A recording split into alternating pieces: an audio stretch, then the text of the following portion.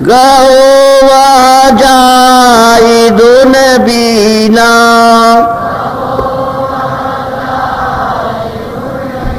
कहते हैं भाई वो तो सत्य देश है, वो तो सागर है, वहां वहीं से सब लोग आए, ईश्वर भी वहीं से आए, खुदा भी वहीं से आया, ब्रह्म भी वहीं से आया, पार ब्रह्म यानी अल्लाह भी वहीं से आया, सब वहीं से आए, उसी ने इनको भेजा। और हम सब जितने भी रुए हैं चर पशु पंछी कीड़े मकोड़े छत जल में थल में आकाश में जितने रुए हैं, ये स्वर्ग में वैकुंठ में विमान में सब कतरों से उसी सागर से आए, वो अपना घर है। और वहां की एक सागर की बूंद उसका ये विस्तार है। तो आप न जानने के कारण कहोगे ये सागर है, कैसे सागर हो जाएगा? जब जानते नहीं तब कहोगे, देखा नहीं तब कहोगे, लेकिन जितने देखा हो तो कहता है कुछ नहीं है, वो तो था सागर है। कहते हैं मेरा तो अपने घर में चले जाओगे, जहां से वही पहुंच गए।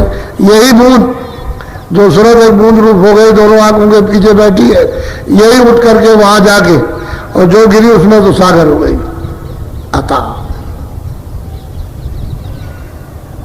फिर कोई बूंद नहीं, सूरज नहीं कहता। तो अब ये तुम्हारा घर तो है नहीं। अब इस तरह से सबसे बड़ी बात यह है कि अपने को बच्चे बन जाओ, मैं कुछ नहीं जानता तो संभाल हो जाए। और मिसाल देते हैं माँ बाप की तरह। पंछी अपने बच्चों को पैदा करते हैं तो बराबर देख रेख करते हैं उनकी, और वो ले आते हैं तो उनको चुमाते हैं। देखिए उस शरीर में भी बच्चों को खिलाते हैं। और पशु पंछियों के यदि शरीर में भी बच्चों से प्यार करते हैं। तो ये देखिए आप, इसी तरह से अपने को अबोध हो जाओ तो संभाल लेना, और अपने को बने रहोगे तो फिर आप समझ नहीं पाओगे, क्योंकि ये चीजें समाज जाती नहीं है। इसकी वजह से महात्मा कहते हैं कि भाई तुम छोड़ छाड़ करके और बिल्कुल मगन होकर के चलो, सूरज बिल्कुल अलग हो जाए, और मौत के वक्त में तो ढांचे को छोड़ नहीं है, तो पहले जिंदा छोड़ दो, नाम को पकड़ो, जिंदा छूट जाएगा।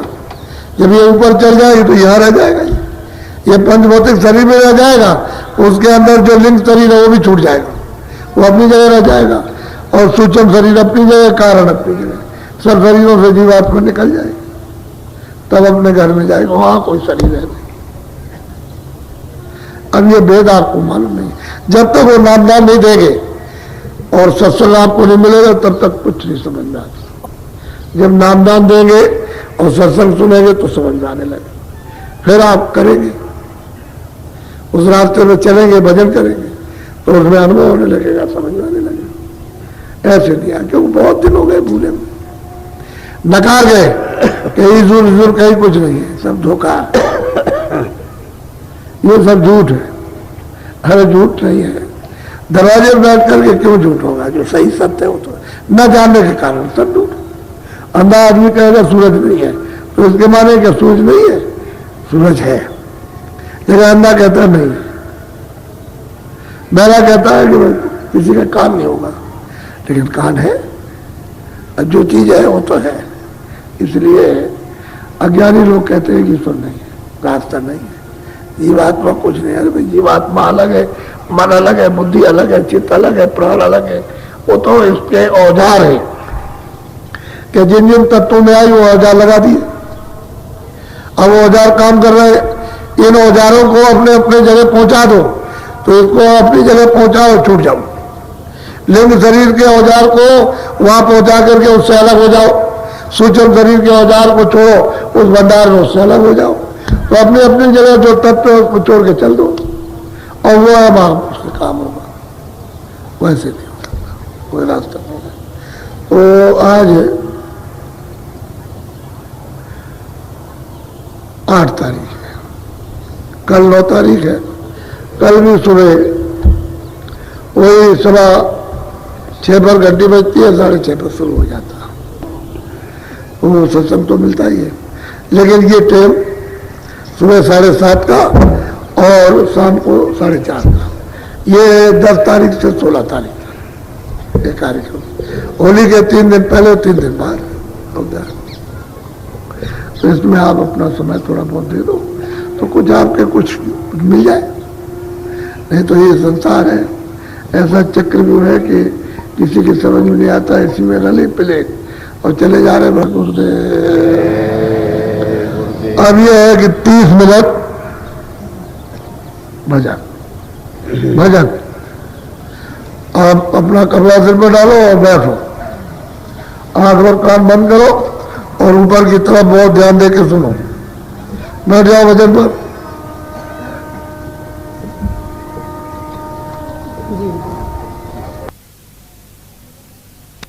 लो की जानो रचन मुरक्कब यह पाए। अब वो महापुरुष कहते हैं कि भाई ये बूंद देश तो है लेकिन तरकीब से रचना मसाले से हुई।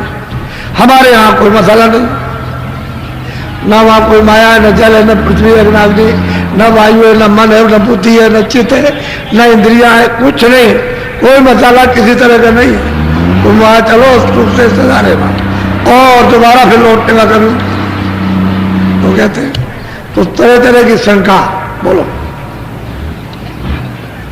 मुफरद रचना तुम्हारे देश साथ साथ जा साथ। कहते हैं कि तुम्हारे देश में मुफरद निष्खालिस सत्य ही सत्य की रचना, वहां और कुछ वहां नहीं है। तुम वहां चलो, वहां तो ऐसे ऐसे वृक्ष वृक्ष खरबों खरबों खरबों ऊंचे जोजन, और उसमें कितने फल फूल के बजाय कितने लोग लगे, वो तो दृश्य अनोखा। वो तो मतलब ये है कि अथाह सागर है। कहते चलो तुम अपने देश में शोक से रहना। फिर अब तो आए हैं तो बोली चले चलो तो निकल चलोगी, और नहीं तो फिर मतलब ये फिर मौका नहीं मिलेगा। बहुत पूछती है बेचारी, जिज्ञासा लेकर के पूछी। सही बात यह है कि ये भी पहुंच गई। तब उसने प्रश्न किया है आपके लिए, जो सुनते यहाँ फंसी हुई है उनके लिए प्रश्न किया है कि ये भी जान जाए कम से कम के रास्ता सही है। ये पहुंचने वाली सूत्रों का प्रश्न है। बोलो। यह रचना तरकी भी हुई सो मैं खोले सुनाऊं सजी। कहते हैं आज तरकीब की रचना हुई है सब विधवत, हर एक मसाला मिलता गया है। कारण मसाला, फिर सूक्ष्म मसाला, फिर लिंग मसाला, फिर स्थूल, ये इस तरह से रचना हुई।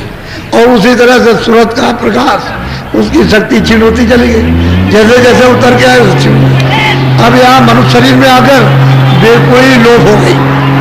तो यही सूरत जो इसमें बैठी हुई है वो जड़ हो गई। लेकिन चारों तरफ से सिमट जाए और प्रकाश उसका आंखों के सामने आ जाए तो इसमें इतना प्रकाश है कि सूरज में नहीं है। इस सूरत में जो यहाँ बैठी है इसमें इतना प्रकाश है कि सूरज का प्रकाश कुछ नहीं। ऐसे उसके सामने हजारों सूरज खड़े हो जाए तो वो तारों की तरह से छुप जाएगा। इतना प्रकाश है जो इन सब के अंदर यहाँ पर बैठी हुई। लेकिन इसका प्रकाश तकसीम हो गया, बट गया।